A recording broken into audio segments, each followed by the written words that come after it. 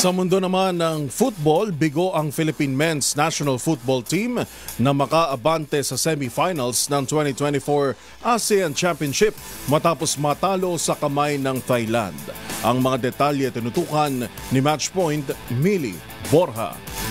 Tuluyan ang natuldukan ng kampanya ng Pilipinas sa 2024 ASEAN Championship matapos matalo sa kamay ng Thailand at 3-1 sa ikalawang leg ng semifinals na ginanap sa Bangkok. Sa harap ng nasa 31,000 fans sa kanilang home crowd, isang late goal mula kay Supana at Muanta sa 116th minute ng laro ang nagselyo ng panalo ng Thais.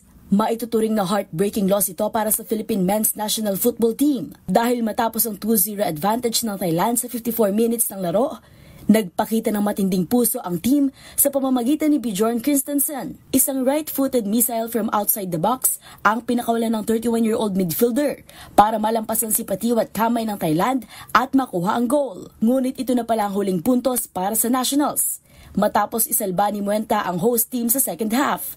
Magugunitang ito ang unang beses na makatapak ang Pilipinas sa semifinals ng ASEAN Championships mula noong 2018. Bago ang larong ito, una na ring nakapagtala ang Nationals ng kasaysayan matapos talunin ng Thailand sa unang leg ng semifinals matapos ang 52 taon. Para sa MBC TV Network News, ito si Mili Borja, una sa Pilipinas, una sa Pilipino.